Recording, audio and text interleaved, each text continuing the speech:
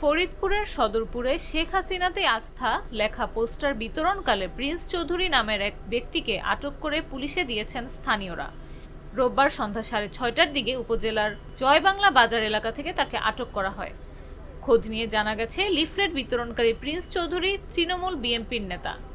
তিনি দ্বাদশ জাতীয় সংসদ নির্বাচনে ফরিদপুর ৪ আসনের তৃণমূল বিএনপির মনোনীত প্রার্থী হিসেবে সোনালিয়াস মার্কা নিয়ে নির্বাচনে অংশ নেন।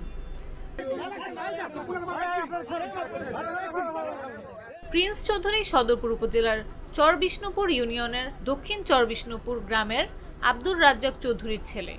পুলিশ ও স্থানীয় সূত্রে জানা গেছে, শেখ হাসিনার ছবি সম্বলিত পোস্টার বিতরণকালে প্রিন্স চৌধুরীকে আটক করে স্থানীয়রা পুলিশকে খবর দেন। পরে সদরপুর থানা পুলিশ ঘটনাস্থলে গিয়ে তাকে আটক করে থানায় নিয়ে আসে। এ বিষয়ে সদরপুর থানার ভারপ্রাপ্ত কর্মকর্তা আব্দুল মোতালেব বলেন, আটক ব্যক্তি বর্তমানে থানা হেফাজতে আছেন। তার বিরুদ্ধে আইনগত ব্যবস্থা প্রক্রিয়াধীন।